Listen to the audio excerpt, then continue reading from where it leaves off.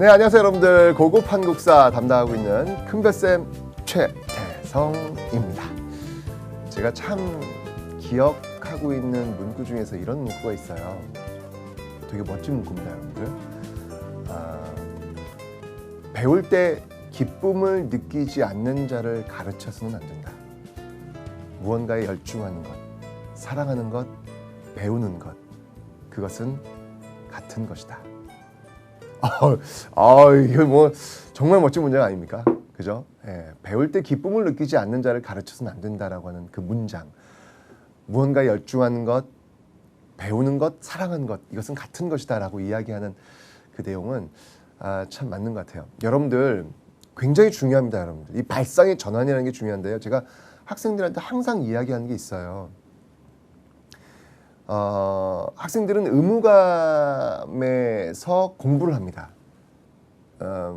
공부 그 자체를 즐길 수 있는 그 발상을 좀 전환을 해야 되는데 그런 거예요. 그러니까 어려운 건 아닙니다, 여러분들. 그냥 내가 몰랐던 하나의 사실을 내가 이제 알게 되었다라고 했을 때의 그 쾌감, 그 기쁨, 똑같은 거거든요. 똑같은 하나의 팩트를 공부를 하는 거예요. 근데 누구는 시험을 봐야 되니까 외워야지 라고 접근을 하는 친구가 있겠고, 누구는 내가 모르는 거 하나 알았네? 와우 라고 하는 친구가 있겠고, 다른 거예요.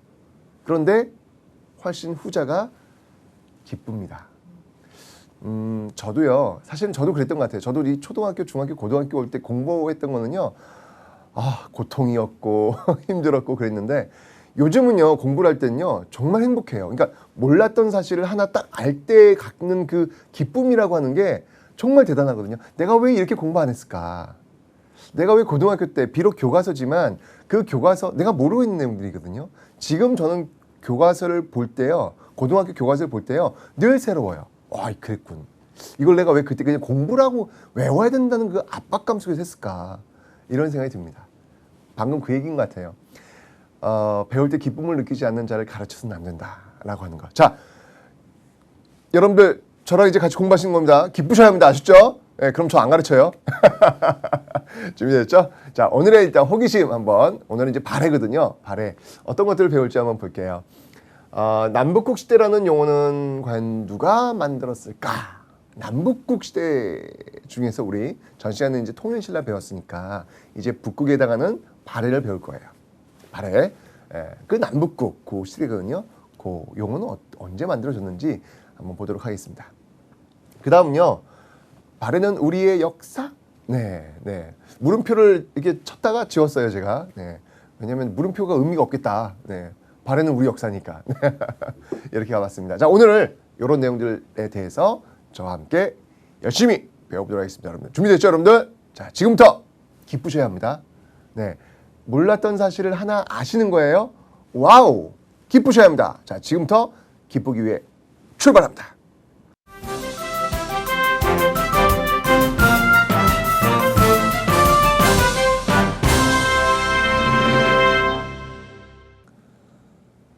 자, 여러분들 남북국 시대라는 용어, 그 중에서 지금 이제 발해예요.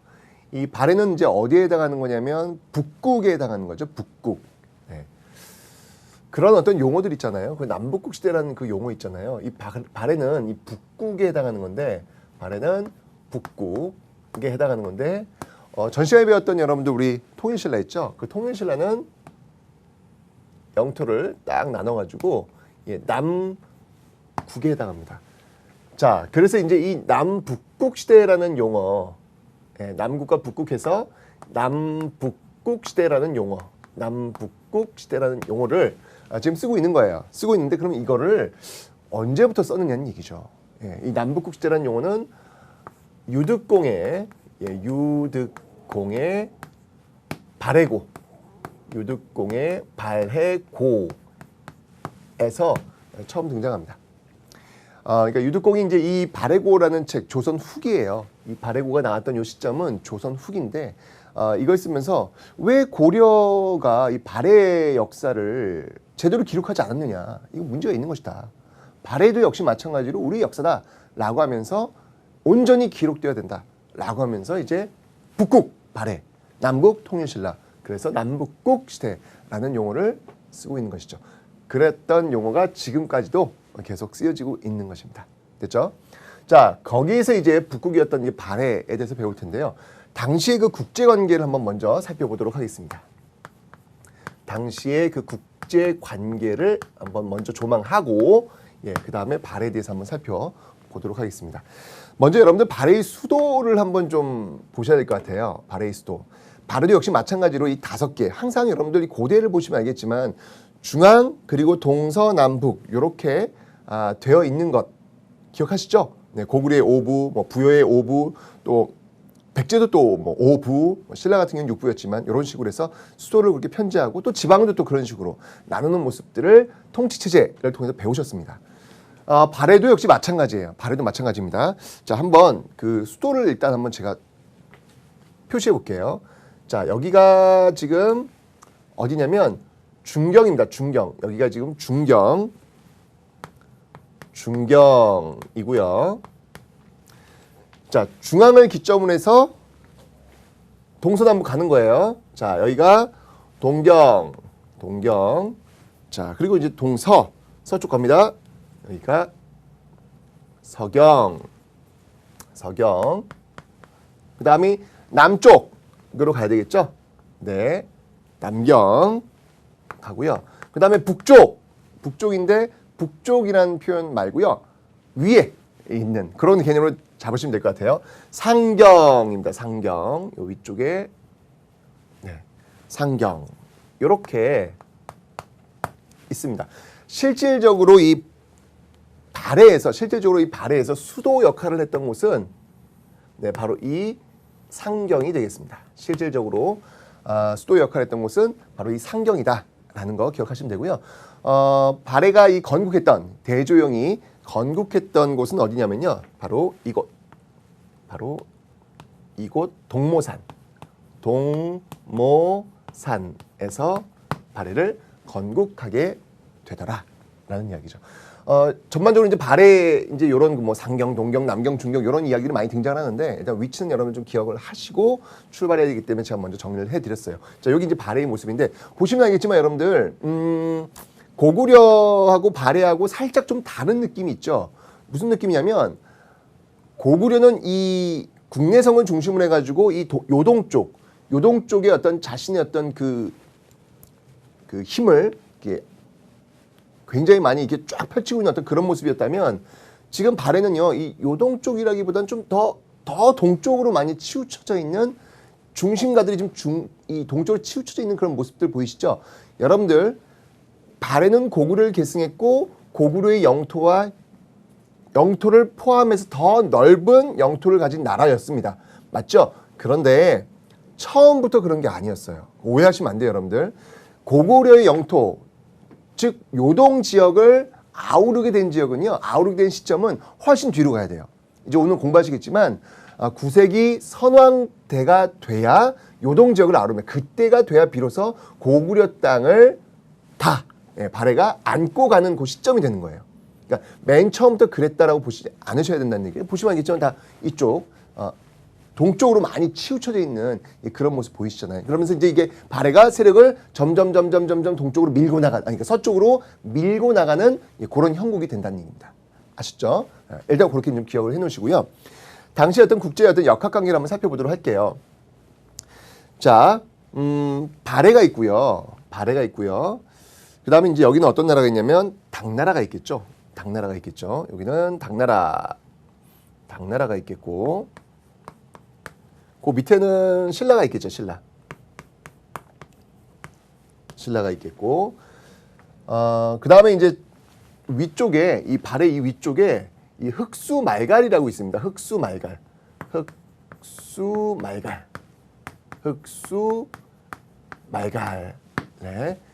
이라는 또 나라가 있었어요.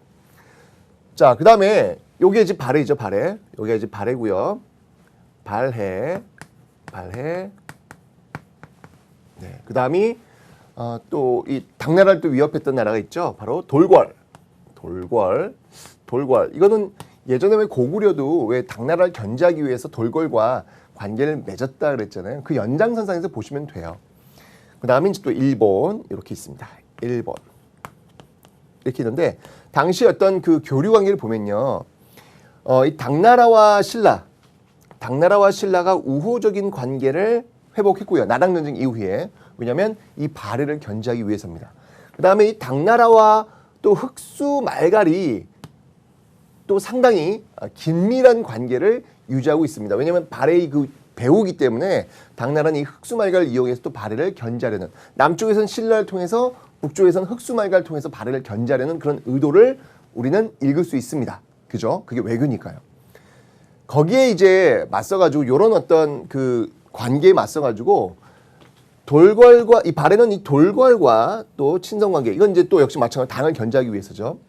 그 다음에 또 발해는요, 또 이 일본과 또 우호적인 어떤 그 관계를 유지하려고 합니다. 역시 마찬가지로 신라의 배후가 또 일본이니까, 그러니까 서로 이게 먹고 먹히는, 예, 그런 어떤 그 외교 관계를 지금 보여주고 있다. 이건 뭐 고구려 백제 신라 그다음에 당나라, 일본 있었던 그 앞시기의 어떤 그 외교 관계와 별로 차이가 없죠. 예, 그 연장선상에서 지금 여러분들이 읽어내시면 된다라는 것을 기억하시면 되겠습니다. 됐죠? 그러니까 이러한 어떤 그 국제 관계 속에서 발해라는 나라 출발하는 거예요. 자, 그러면 어떠한 모습으로 출발했는지 그 성장곡선을 통해서 한번 좀 살펴보도록 하겠습니다. 일단 기본적으로 여러분들 발해의 성장곡선 한번 보시면 조금은 앞에 있었던 고구려나 백제나 신라의 성장곡선과는 조금은 사뭇 좀 다른 그런 느낌을 가지실 것 같아요. 그죠? 일단 뭐 그렇게 복잡하지 않다는 겁니다. 고구려 백제 신라에 비해서 좀 복잡하자고 좀 단순하고요. 그리고 급격하게 지금 꺾이고 있다는 거죠. 갑자기 이게 어느 정도 이렇게 좀 이렇게 가다 이렇게 와야 되는데 급격하게 지금 꺾이고 있는 그런 모습을 지금 여러분들은 확인할 수 계십니다. 두 가지가 좀 특징이에요. 단순하다, 급격하게 지금 하향 곡선을 그리고 있다라는 거죠. 첫 번째 그 이유는 뭐냐면요. 단순하다. 왜 단순하냐? 역사에서 여러분 단순해지는 건요 간단해요. 사료가 없으면 그래요. 자료가 없다는 얘기예요, 한마디로. 발해사에 대한 자료. 이 발해는요, 참 자료가 이렇게 많지가 않기 때문에 발해의 역사는, 이 발해의 역사는요, 여러분들 세 나라가 공통적으로 자신들의 역사라고 이야기합니다. 자, 이렇게 보시면 알겠지만 먼저 러시아도 이 발해를 자신들의 역사라고 이야기합니다. 왜냐하면 이 위쪽 지금 연해 쪽에 쭉 걸쳐 있는 나라가 발해거든요. 그러니까 자신들의 역사라고 이 발해를 이야기해요. 중국이야 뭐 당연하겠죠. 자신들의 역사라고 이야기를 하겠죠. 그죠? 그리고 우리나라도 역시 마찬가지로 남북국 시대 라고 개념을 잡으면서 우리의 역사라고 이야기한단 말이에요. 근데 이렇게 동양 3국이 이렇게 발해의 역사를 자신의 역사라고 주장할 만큼 겹쳐있는 이유 중에 하나는 뭐냐면요. 이 자료가 많지 않다는 거예요.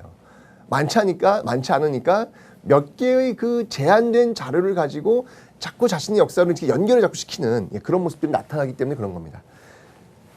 단순한 이유는 바로 그거예요. 그렇게 많은 역사에서 사실, 사료 이런 게 많지 않다는 거. 그게 일단 발해사 연구의 가장 어려운 점입니다. 그 다음에 두 번째, 갑자기 꺾인 거.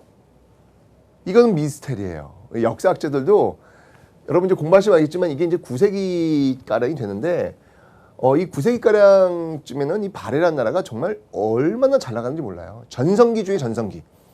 고구려보다 더 많은 영토를 가지고 엄청난 영토를 가지고 전성기를 누렸던 나라가 이 발해입니다. 근데 그 발해가 정말 갑자기 사라져요. 물론 거란족의 침입을 받아가지고 무너지는 건 맞습니다. 맞는데 제가 늘 앞에 강의도 얘기했지만 부자는 망해도 3년을 간다고 이야기했어요. 그죠? 잘 나갔던 나라는 그렇게 쉽게 망하지는 않습니다. 망할 땐 망하더라도 그 명맥은 유지를 하면서 망한단 말이에요. 그런데 발해 같은 경우는 쉽게 그냥 무너진다는 얘기죠. 뭘까? 이유가 뭘까? 궁금하시죠? 지금부터 이제 그 내용들을 하나씩 한번 살펴보도록 하겠습니다. 자, 먼저 출발한다. 자, 발해의 출발은요. 7세기 698년에 건국을 해서 10세기 네, 그래서 926년에 막을 내리는 그런 모습들을 보이고 있습니다. 자, 그래서 7세기고요. 여기가 이제 8세기 가량이 될 것이고 쭉 나와서 여기가 이제 한 9세기경 이렇게 파악하시면 되겠습니다. 자, 이 시기에 어떤 일들이 있었는지를 한번 좀 살펴보자는 이야기예요. 자, 먼저 여러분들 이제 발해를 건국한 사람, 뭐 드라마 있었죠? 뭐 대조영, 뭐 이런 드라마, 그죠? 보시면 알겠지만 발해는요 대씨가 세웠습니다. 대씨. 네, 그래서 대조영, 대조영이 어디에서 건국을 했습니까? 발해를요. 그렇죠, 바로 동모산에서 건국을 하죠. 동모산의 위치는 제가 지금 설명을 드렸습니다. 동모산에서 건국을 해서 동모산에서 발해를 짜잔 하고 연결시키는 그런 모습들 기억하시면 되겠습니다. 이때 어떤 일들이 있었냐면요. 제가 이제 여기 요하강이 흐른다 그랬잖아요. 요하를 중심으로 해가지고 요동과 요소라 그랬는데 당나라가 이제 고구려를 멸망시킨 다음에 이 고구려 유민들을요 대거 요서 지역으로 이동을 시켜놔요. 자신의 근거지, 왜냐면 근거지에서 계속 살면 거기서 또 꿍꿍꿍꿍 해가지고 또 반란이 일으킬 수도 있는 거잖아요. 그래서 요서 지역으로 많이 이동을 시켜놨는데 당나라의 어떤 그 정적인 불안 이런 것들을 틈타가지고 요서 지역에 있었던 말가린들과 고구려인들이 다시 대거 이동을 하는 거예요. 그 이동의 과정 속에서 대조영이라고 하는 인물이 등장을 하는 것이고 그 대조영이 바로 동모산에서 발해를 건국하게 되는 것입니다. 됐죠? 자, 이렇게 해서 쭉 가는데요. 이제 이 발해의 아주 독특한 그런 왕들이 등장을 해요. 그 왕들을 한번 좀 살펴보도록 하겠습니다. 먼저 8세기 여러분들 꼭 기억해야 될 왕이 누구냐면 바로 무왕입니다. 무왕. 자, 이 무왕은요 어떤 일들을 하냐면요. 무왕. 이걸 한번 볼게요. 자, 일단 연호를 씁니다. 연호. 연호는요 인안. 인안이라는 연호를 씁니다. 연호를 쓴다는 거 그것 자체가 뭘 의미하는 거냐면 중국과 대등한 나라라고 하는 것을 강조하는 거죠. 왜냐하면 연호라고 하는 것은 중국 황제만이 쓸 수 있는 건데 우리도 쓴다는 거예요. 네, 굉장히 어떤 자주적인 어떤 그런 모습들을 보여주고 있더라라는 거 기억하시면 되겠습니다. 자, 그 다음에요. 이 무왕. 이제 여러분들은 무왕과 문왕을 공부하실 거예요. 무왕과 문왕을 공부하실 건데 그러니까 이해하기 쉬우시게 여러분들 싸울 무자, 장수 무자, 그죠? 그럴 문자. 뭔가 요 왕의 어떤 이름에서 갖는 뉘앙스라는 거 있잖아요. 뉘앙스. 무왕 때는요. 많이 싸웠구나. 막 전쟁을 했구나. 라고 하는 뉘앙스를 딱 가지시면 되는 거예요. 아시죠? 자, 그래서 이 무왕 때는요. 그 발해의 그 배후에서 말이죠. 이 당나라하고 자꾸 이렇게 연결을 하면서 말이야. 이 발해를 이게 신경을 곤두세우는 그런 족속이 있단 말이에요. 누구? 흑수말가. 네, 그래서 이 흑수말가를 칩니다.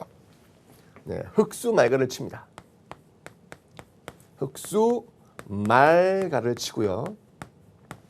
그리고 남쪽에서 여러분들 또 이 발해에게 스트레스를 주고 있는 나라가 있단 말이에요. 어떤 나라의 신라. 그죠? 초기에는 그래서 이 발해와 신라가 사이가 안 좋아요. 왜냐하면 발해는 고구려를 계승한 나라잖아요. 그 고구려를 멸망시키는데 앞장섰던 나라가 신라였기 때문에 당연히 사이가 안 좋아요. 그러니까 이 신라 스트레스 굉장히 많이 받는 거죠. 그래서 신라의 배후라고 할 수 있는 이 일본과의 그 교류를 아주 단단하게 해놓으려는 그런 모습들을 이 무왕이 보이고 있습니다. 일본과의 교류를 말이죠. 그리고 이제 당나라.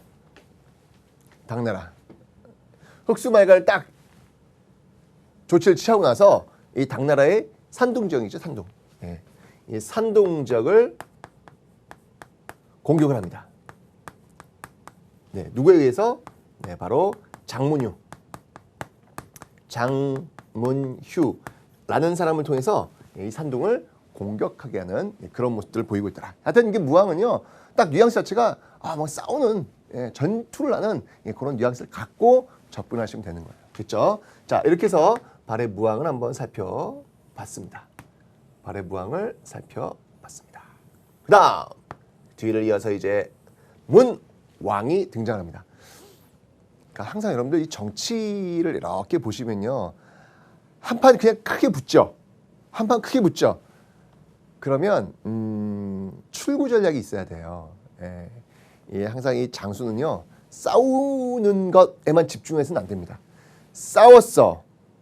그 다음에 그 싸움을 어떻게 마무리할 것인지도 생각을 해야 되는 거예요. 항상 출구전략이 필요한 거예요. 정치인들이 그런 걸 잘해요. 진짜 이렇게 보시면 역사 속에서 이 정치인들 뭐 지금도 마찬가지지만 보시면 다시는 얼굴 볼 것 같지 않고 좀 막 싸워요. 정말 엄청 싸워요. 예. 너 죽고 너가 죽어야 내가 산다. 막 이런 막 싸워요. 그러다가 맨 막판에 보면요, 어떤 작은 어떤 그 끈 하나 갖고요, 그걸 싹 풀어요. 그걸 풀어요. 그런데 그게 그때 가서 푼 게 아니라 사실은 이미 정치인들은 그런 것들을 계산에 넣고 갑니다. 넣고 가요. 예. 얻을 거 다 얻은 다음에 그 다음부터 이제 푸는 거죠. 그게 이제 정치예요. 이제 그런 걸 보면서 여러분들은 어떻게 저럴 수가 있냐. 전에는 정말 죽기 살기로 싸우더니 언제 그랬냐는데 저렇게 서로 악수하고 저렇게 웃으면서 사진 찍고 있는 저 모습 저거 뭐야. 이런 생각들을 하실는지 모르겠지만 그게 정치예요. 네. 언제까지 싸울 수는 없잖아요. 그죠? 여기도 마찬가지다. 무왕도 밀어붙인 다음에 그 뒤를 이어서 이제 문왕 때가 되면요, 이걸 풀어요. 다 풉니다. 다 풀어요. 자, 그래서 그 왕을 한번 좀 살펴보도록 하겠습니다. 문왕입니다. 문왕. 이번에는 문왕. 자, 이 문왕은요, 연호를 이 시기에는 대흥이라는 연호를 씁니다. 연호를 대흥이라는 연호를 쓰고 있습니다. 대흥이라는 연호를 쓰고 있고요. 특히 이 문왕 같은 경우에는요, 도읍을 상당히 많이 옮기는 그런 모습들을 보이고 있어요. 자, 도읍을 어떻게 옮기냐면요, 중경, 상경, 동경, 이런 식으로 도읍을 많이 옮깁니다. 중경, 상경, 동경, 이렇게 도읍을 옮기는 모습들이 많이 보이고 있는데, 그 이유는, 그러니까 이 도읍을 바꾼다라고 하는 것은 뭐냐면 왕권을 강화시키는 것과 관련이 있어요. 왜냐하면 그 토착 지배 세력들이 너무 강하면 뭔가 어떤 왕권이 어떤 위협을 받는 어떤 그런 요소가 생길 수 있거든요. 새로운 도읍을 옮겨서 새롭게 시작하는 것, 그러니까 기존의 어떤 세력들의 힘을 약화시키기 위해서 도읍을 옮길 수도 있고, 또는 국방상 요지, 더 중요한 곳으로 옮길 수도 있고, 여러 가지 어떤 목적들이 있는데, 특히 문왕 같은 경우는 이 도읍을 많이 옮김을 통해 가지고 자신의 어떤 그 왕권을 강화시키려는 어떤 그런 의도를 보이고 있었다라는 거 기억하시면 되겠습니다. 자, 그 다음에 여러분들, 무왕 때는요, 이 당나라에 굉장히 그 대립하는 어떤 그런 모습이었잖아요. 그죠? 자, 이제 풀어요. 그래서 이때가 되면요, 친중국 노선으로 전환합니다. 이제 그만 싸우는 거예요. 예, 친중국 노선. 그 다음에 신라와도 이제 랑 됐잖아요. 그죠? 그 신라와도 이제 풀어요. 그래서 신라와의 교류를 하기 위해서 신라도, 네, 신라도라는 그런 교류의 길이 열리게 됩니다. 그러니까 뭐 지금 여러분들 그 김대중 정부 들어와가지고 그 통일의 어떤 그 과정 속에서 왜 6.15 남북 공동선언 이후에 뭐 육지의 길, 바다의 길, 뭐 이렇게 북한으로 갈 수 있는 그런 길들이 뚫리잖아요. 그죠?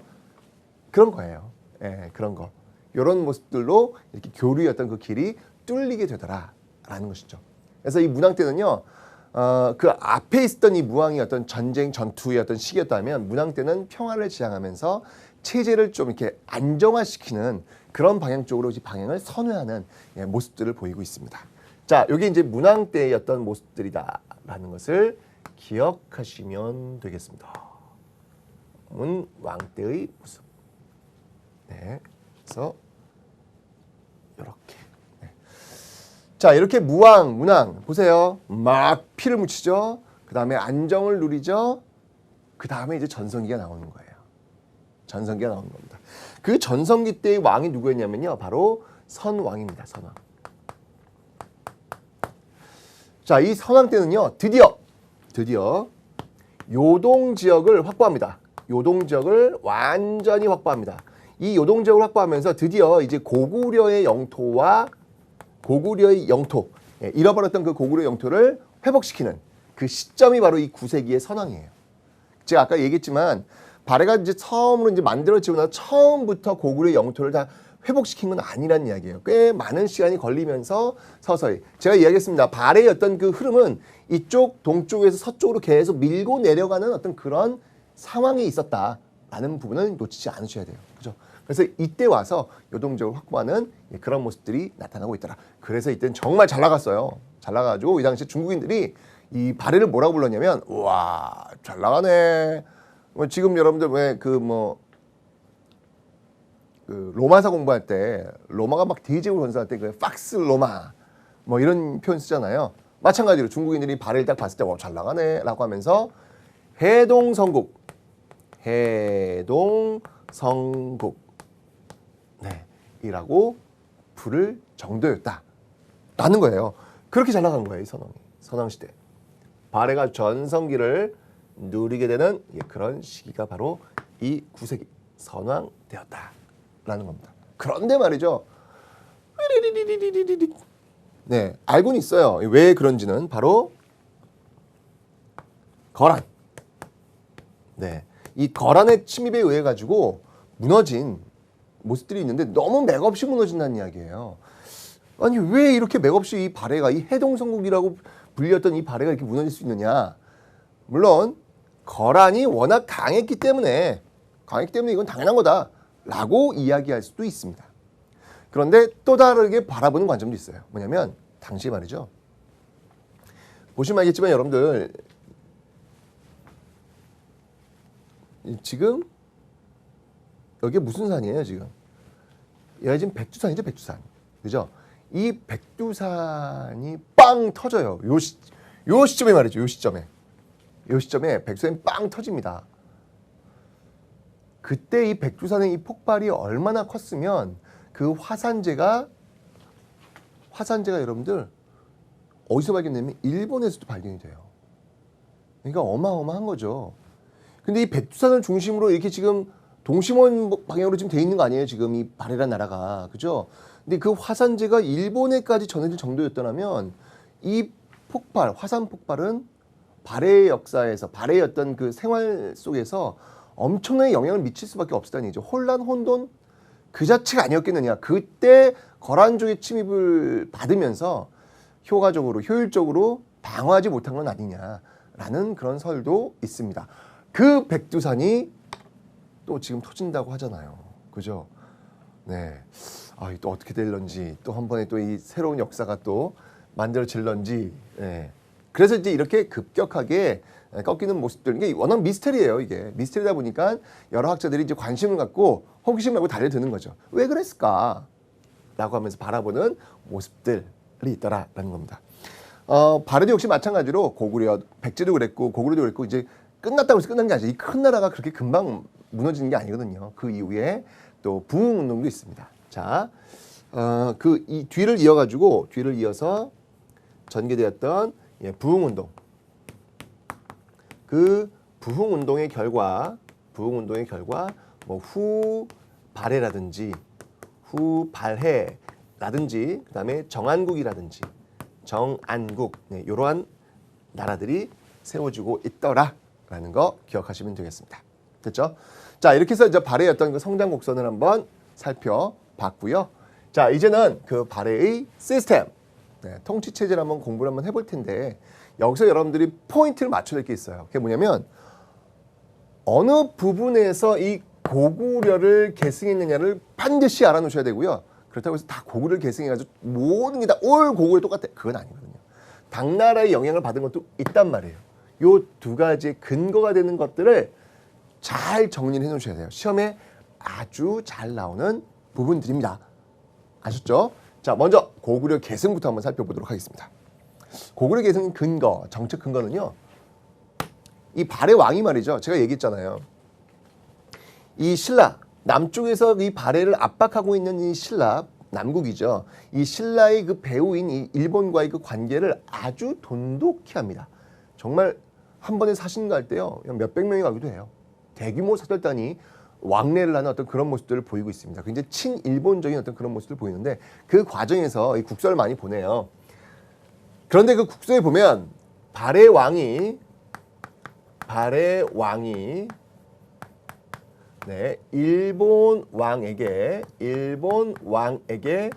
국서를 보냈는데 이 국서에 뭐라고 적혀 있냐면 빰빰빰 나 고려왕 대흠무는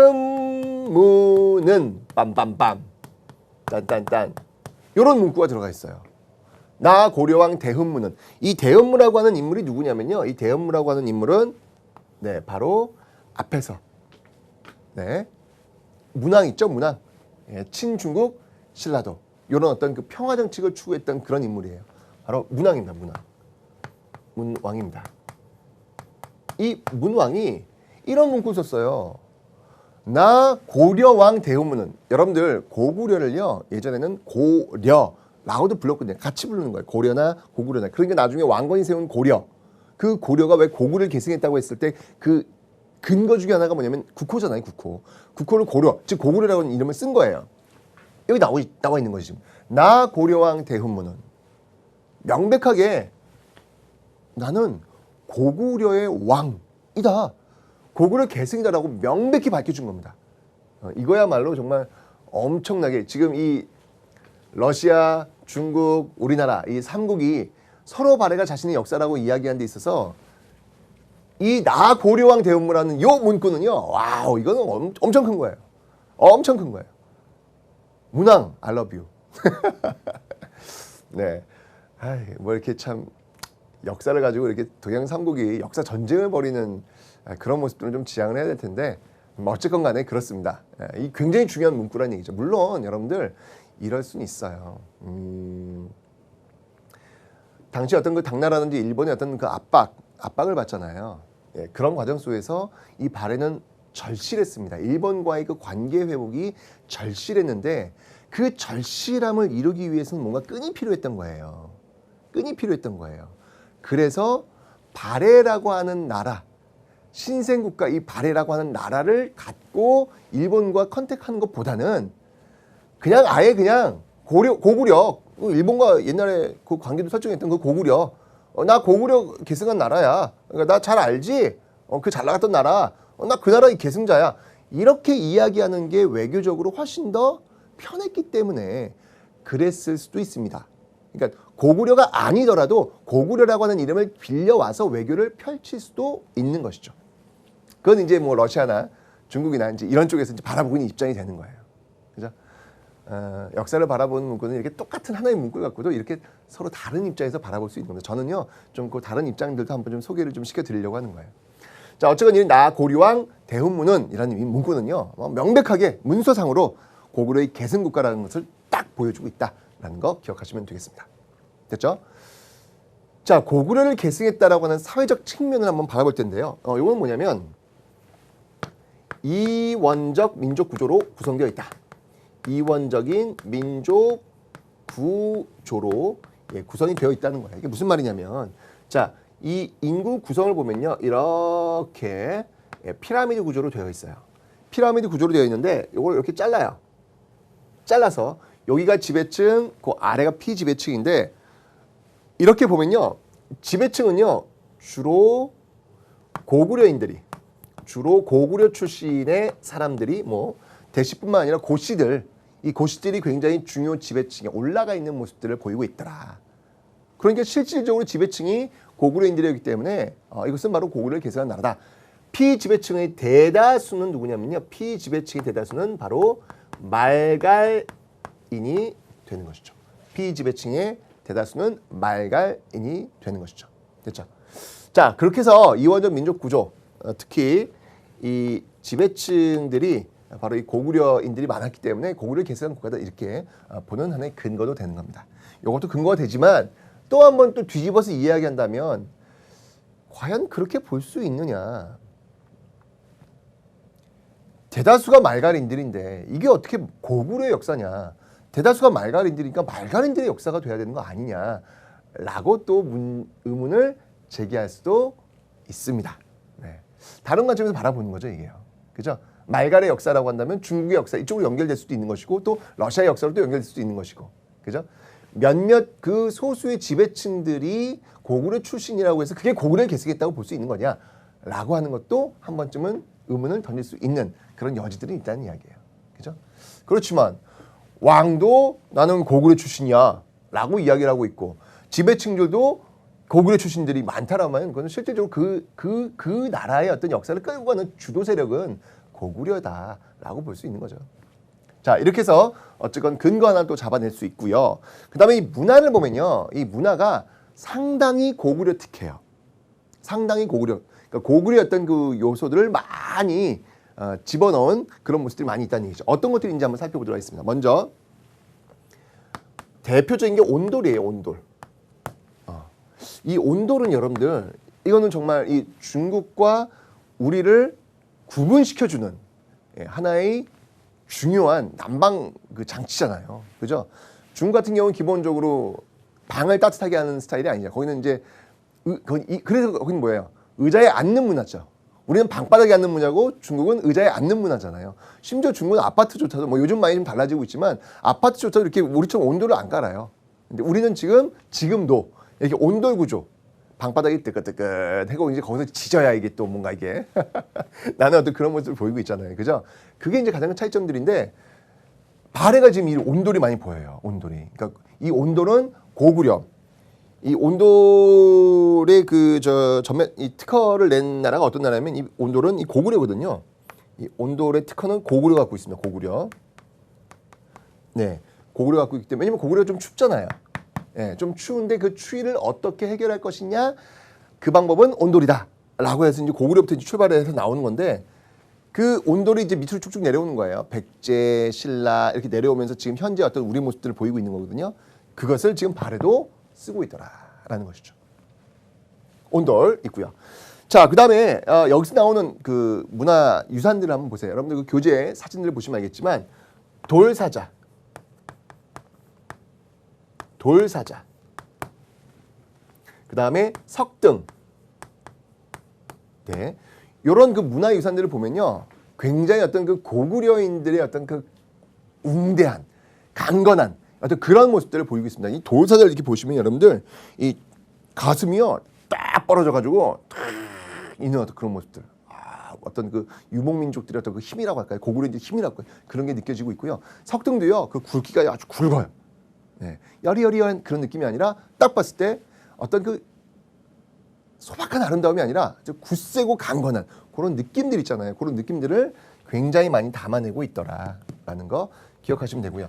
그 다음에 이제 고구려 불상, 금동, 연가 7년명 열애 입상, 그와 같은 어떤 그런 느낌의 이제 배울 거예요. 금동, 연가 7년명 열애 입상은 제가 배울 건데 그런 고구려인의 어떤 그 불상의 느낌과 상당히 유사한 것들이 또 여기서 발견이 되죠. 뭐냐면 그게 이불병좌상.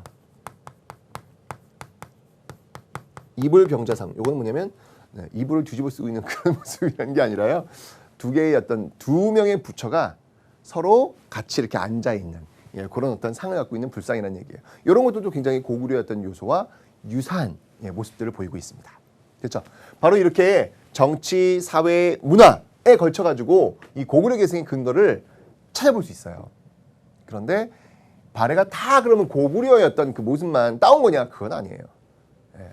당나라의 영향을 받은 것도 있습니다. 왜냐하면 당나라는요 당시 선진국이에요. 선진국이기 때문에 배울 것도 굉장히 많이 있습니다. 열심히 배우면 되죠. 뭐 많이 배워가지고 써보면 되는 거니까 그런 것들을 발해도 하고 있습니다. 자, 어떤 것들인지 한번 살펴보도록 할게요. 자, 먼저 발해는요 삼성육부 체제를 제공합니다. 삼성육부 체제. 발해의 삼성이라면 뭐가 있습니까? 여러분, 발해의 삼성. 예, 발해의 삼성이라고 한다면 당나라의 삼성이라고 한다면 중서성, 그다음에 문하성, 그다음에 상서성 해서 성. 이렇게 나오는 거잖아요. 그죠? 육부라고 한다면 뭐가 있습니까? 뭐 이, 호, 예, 병, 형, 공 이런 그 육부가 있잖아요. 그죠? 이호, 예병, 형, 공 이런 육부가 있잖아요. 이와 마찬가지로 이런 어떤 그 편제를 갖고 발해도 간다는 얘기예요. 자, 어떻게 나오는지 한번 볼게요. 왕이 있어요. 자, 왕이 있으면 그 밑에 정당성이라고 있습니다. 정당성이 있고요. 그 다음이 선조성이 있고요. 그 다음이 중대성이 있습니다. 중대성. 자, 어때요? 지금 보시면 알겠지만 이렇게 세 개의 성, 그죠? 삼성을 지금 쓰고 있잖아요. 물론 이름은 달라요. 이런 부분에서 좀 더 독창적인 모습을 보이기도 해요. 하지만 기본적 틀 자체는 이렇게 가고 있더라는 얘기죠. 그런 다음에 이 정당성을요 다시 두 개로, 특히 여러분들 이 정당성의 최고 수상이 뭐냐면 최고 수상이 대내상입니다. 여러분들 요거는 꼭 기억해 주세요. 왜냐면 고구려의 수상 역할을 하고 있는 그 이름이 뭐라 그랬죠? 대대로라고 했죠. 발에는 대내상입니다, 여러분들. 아주 중요합니다, 여러분들. 꼭 기억해 주세요. 비교해 주셔야 돼요. 고구려 대대로 발의 대내상 아시죠? 네. 이 정당성 밑에요. 다시 또 좌사정과 우사정을 둡니다. 좌사정과 우사정을 둬요. 네. 좌사정과 우사정을 이렇게 둬가지고 이걸 다시 또 쪼개요. 다시 쪼개서 충부, 인부, 의부 쪼개고 지, 예, 신, 빠밤. 네. 자, 보시면 알겠지만 여기에서 지금 육부가 나오는 거예요. 그죠? 삼성 육부 체제, 충인의지 예신부. 물론 여기도 2호 예병 현공이라고 하는 이런 어떤 전통적인 육부 조직과는 달라요. 그죠? 그러니까 이런 데서 독창성을 볼 수 있지만 시스템, 체제적으로 볼 때는 삼성 육부 체제를 가지고 왔다. 이렇게 볼 수 있는 것이죠. 또 우리가 알 수 있는 건 뭐냐면 충인의지 예신이란 걸 둠으로 인해 가지고 이 시기에는 굉장히 발에도 유학을, 왜냐면 충인의지 예신이라고 하는 게 유교에서 많이 이야기하는 부분들이잖아요. 중요한 부분들이잖아요. 유학이 굉장히 발달했음을 또 유추해 볼 수 있는 모습도 있더라라는 얘기입니다. 그리고 또 여기서 지금 좌사정, 우사정 요렇게 지금 두 개로 쪼갰죠. 요것도 좀 독특한 모습이에요. 요것도 이원적인 시스템, 이원적 통치 구조를, 이원적인 통치 시스템을 가지고 있더라라고 하는 것도 여러분들이 기억을 좀 해놓으시면 되겠습니다. 됐죠? 이렇게 해서 삼성 육부 체제 비슷한 듯 하지만 좀 독창적인 이런 요소들을 많이 가지고 있더라라는 거 기억하시면 되고요. 이 이외에도 또 다른 부서들이 많이 있어요. 어떤 부서들이 있는지 한번 살펴보도록 하겠습니다. 먼저 감찰기구가 있어요. 감찰기구. 자, 그 감찰기구를 여러분들이 좀 기억을 좀 해주셔야 돼요. 문적원, 그 다음이 주자감, 그 다음이 그 감찰기구. 이 감찰기구도 시험에 이제 잘 나오는데요. 한 3개 부서만 제가 좀 설명을 좀 드릴게요. 예, 바로 중정대라는 부서입니다. 이거는 좀 중요한 거니까 중정대가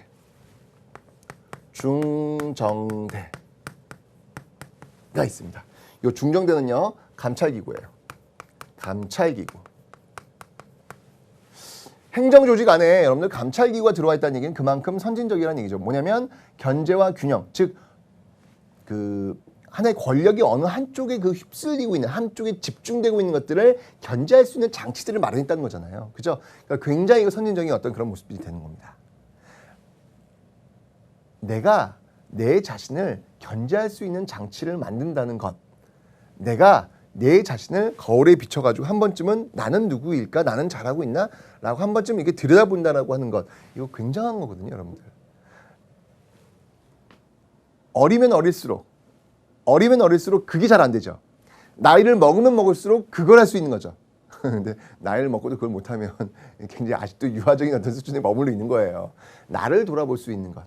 여기도 마찬가지입니다. 경제 시스템도 왕의 어떤 그 독재 또는 또 관리들의 어떤 부정부패를 스스로 견제할 수 있는 감찰 기능이 있는지 없는지는 굉장히 중요한 정치 선진 시스템의 어떤 평가 기준이 되는 거예요. 기억해 주시면 되고요. 그 다음에 문적원이라고 있어요. 문적원.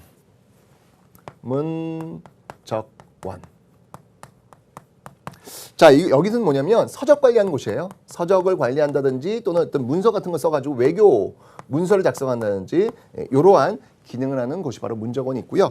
그 다음에 교육기관이 있습니다. 바로 주자감. 네. 주자감은 고구려의 태학과 같은 그런 대학교의 기능을 담당하고 있더라라는 것이죠. 요게 지금 중앙에 있는 여러 부서들입니다. 여러분들이 잘 정리를 해 놓으셔야 되겠습니다. 됐죠? 어떤 삼성육부의 어떤 시스템이라고 하는 것은 사실은 여기서 딴딴딴딴딴딴딴딴딴딴딴딴딴딴딴딴딴딴딴 나뉘는 거고요. 이렇게 아래 중정된 문적은 주자감도 있다는 얘기죠. 이건 이제 중앙이고요. 지방은 또 어떻게 돼 있냐면 지방은 워낙 큰 땅덩어리다 보니까 지방은 5경 15부. 5경은 여러분들 아까 중경 동경, 서경, 남경, 상경 있었잖아요. 그 또 15부 62주로 나눠요. 5경 15부 62주로 나누는데 여기 이제 지방관들이 또 파견되겠죠? 여기 이제 지방관들이 또 파견이 됩니다. 지방관. 지방관은 누가 있냐면 지방관은 도독이라든지 또는 자사와 같은 지방관들이 파견되고 있더라라는 거. 이렇게 해서 중앙행정조직과 지방행정조직을 여러분들이 공부를 하셨습니다. 군사조직은 뭐가 있냐고요? 여기 지금 중앙이죠? 중앙군사조직, 중앙군. 중앙군은 10위. 중앙군은 10위라는 중앙군이 있고요. 이 지방군은요, 지방관 있죠? 이 지방관을 지방군의 지휘관. 지방군의 지휘관을 겸임하는 경향이 많습니다. 이거 어디서 많이 들어봤잖아요, 여러분들. 지방관이 지방군의 지휘관을 겸임한다. 이건 뭐냐면 전쟁이 일어났을 때는 그 지방관이 곧 군사를 이끌고 가는 거예요. 삼국시대 여러분 통치조직 공부하셨죠?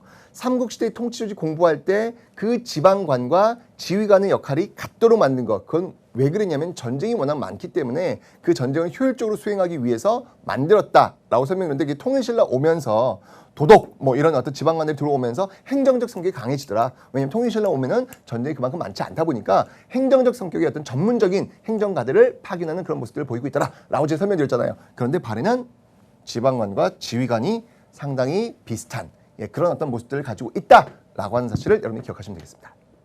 됐죠? 자, 이러한 것들은 지금 당나라의 영향을 받은 모습들로 여러분이 정리를 해놓으시면 되겠습니다. 자, 그 다음에 이제 문화 파트에서는요, 또 당나라의 영향을 받은 것이 있어요. 뭐가 있냐면, 그 상경이 실질적인 수도라고 제가 설명드렸잖아요. 거기 보시면 그 상경의 용천부, 용천부에 보면요, 궁궐터가 있어요. 거기가 어떻게 되어 있냐면, 자, 이렇게 궁이 있으면요, 궁궐이 있으면 그 앞에 말이죠. 그 앞에 길이 쭉쭉 나 있습니다. 길이 쭉쭉쭉 나 있어요. 요 길을 우리는 뭐라고 하냐면 이게 바로 주작대로라고 하는데 요 주작대로가 여러분들 그 당나라 있죠? 당나라의 장안성. 당나라의 그 장안성이 이러한 어떤 틀을 갖고 있어요. 사실은 이 주작대로의 모습은요. 지금 우리도 보이고 있습니다. 광화문 앞에 여러분들 세종로 있죠? 세종로가 쭉 뻗어 있죠? 이런 것들이 바로 당나라 그 장안성 설계할 때부터 나오고 있는 어떤 그런 모습들인데 지금도 이제 그 영향이 있는 거죠. 그런데 이 당시 발해도 상경 용천부에 보면 이렇게 그 앞에 주작대로라는 걸 통해서 당나라의 영향을 또 많이 받은 이 모습들도 있다라고 하는 것. 그러니까 뭐 고구려를 계승한 나라 발해 맞는데요. 그게 또 고구려만의 어떤 역사 이렇게 보는 것은 또 하나의 또 선입견이 될 수 있다는 얘기죠. 자, 이렇게 발해 당나라의 영향도 받고 고구려를 계승하는 그런 정신도 유지하는 그러면서 가장 그 시대의 최적의 조건을 통해 가지고 생존하기 위해서 열심히 살아왔던 그 발해의 이야기를 여러분들이 귀 기울여 들어보시라는 얘기예요. 자꾸 우리 식구 앉아 말고 발해는 우리 역사야. 그러니까 다른 건 다 아니야. 뭐 이런 어떤 그 이분법적인 어떤 그런 관점으로 바라보는 것보다는 그 발해 사람들이 보세요, 여러분들. 이 주변 국가들이 얼마나 참 힘들어요. 그죠? 그 상황 속에서도 살아남기 위해서 최선의 방법을 선택해 가고 있는 그들의 모습들을 한 번쯤은 여러분들이 귀 기울여 보셨으면 좋겠다라는 겁니다. 됐죠? 여기까지가 여러분들 그 고대사의 정치 파트였어요. 고대사의 정치 파트. 자, 우리는 이 고대사의 정치 파트로 끝을 내는 게 아니라 이제 그들의 실질적인 삶의 모습들 있잖아요. 경제적인 어떤 삶의 모습들, 사회적인 삶의 모습들, 그 삶의 모습들도 지금부터 여러분들 계속해서 한번 살펴보도록 할 겁니다. 자, 첫 번째 바로 경제입니다. 어떻게 그들은 살았을까요? 다음 시간에 보도록 하겠습니다.